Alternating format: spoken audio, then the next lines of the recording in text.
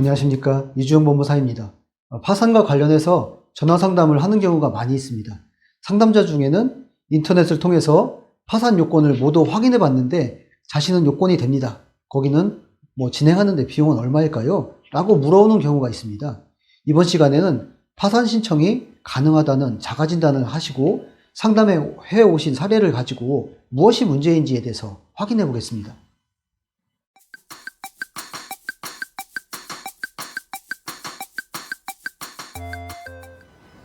사례를 살펴보겠습니다.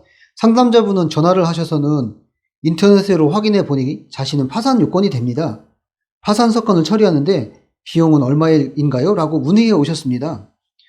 상담자분은 자신은 파산의 요건에 대해서 아르바이트를 하고 있는데 수입은 80만 원이고 남편 수입은 120만 원 정도 되고 미성년 자녀가 있으며 월세를 받고 있는데 보증금 1,000만 원에 월 50만 원의 임대료를 납부하고 재산은 남편 명의의 자동차 한 대와 남편 명의의 주식 계좌로 약 5천만 원이 있으며 자신 명의로 된 재산은 없고 저희 부채는 약 4천만 원입니다.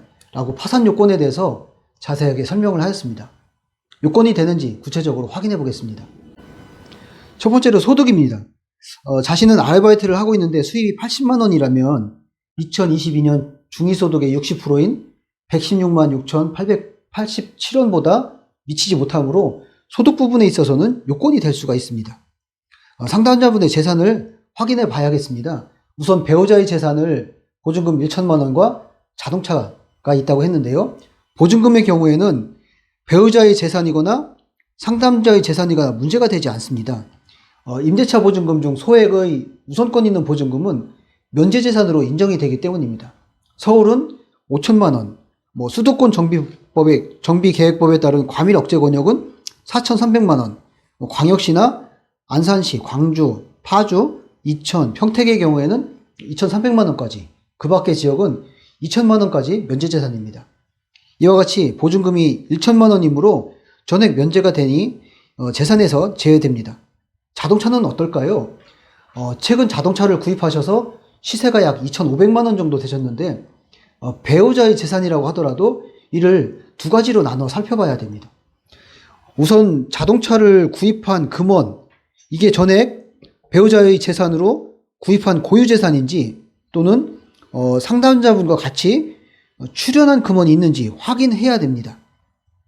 이 부분에 관해서 배우자 명의로 되어 있다면 무조건 배우자의 고유재산이므로 청산가치 산정에 반영하지 않는다고 단정할 수가 없습니다.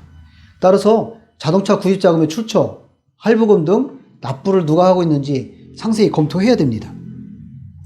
남편 명의의 주식계좌에 금액이 약 5천여만 원이 있다고 했는데 이 부분도 남편의 고유재산인지 여부, 또 자금의 출처, 이것을 상세히 소명해야만 됩니다. 만일 이 부분이 밝혀지지 않는다면 법원이나 파산관제인은 계속해서 상담자가 부채가 발생된 경위와 남편의 주식자금의 상관관계를 소명하라고 할 수 있습니다. 상담자의 구체에 이른 경위를 제가 물어보았는데 상담자분께서는 주식 투자로 돈을 사용해야 했다고 합니다. 주식으로 투자했다면 모든 비용을 소진한 경우에 파산면책을 받을 수 있을까요? 채무자가 과다한 낭비, 도박, 그 밖에 사행행위를 해서 현저히 재산을 감소시키거나 과대한 채무를 부담한 경우에는 면책 불허가 사유에 해당이 됩니다. 법원에서는 상당히 보수적인 경향이 강하므로 주식이나 도박을 같은 성향으로 보는 것이 일반적입니다. 물론 건전한 주식 투자였다면 채무자의 사회적 지위, 직업, 생활 수준, 자산 상태 등 여러 가지를 고려해서 종합적으로 판단할 수 있을 것입니다. 그러나 아직 주식 투자를 한 금원에 대해서 파산을 통해서 면책을 받았다는 사례를 들어보지는 못했습니다. 결과적으로 이 상담자는 파산의 요건이 된다는 자가진단은 여러 요소를 종합해서 판단했을 때 면책을 받기는 어렵습니다. 파산 사건은 요건이 되는지 종합적으로 고려해서 심사하고 그 결과를 판단해야만 면책을 받을 수가 있습니다. 이상 파산 신청에서 면책이 된다고 자가진단을 하신 분의 사례를 가지고 무엇이 문제인지에 대해서 구체적으로 살펴보았습니다. 구독해 주셔서 감사합니다.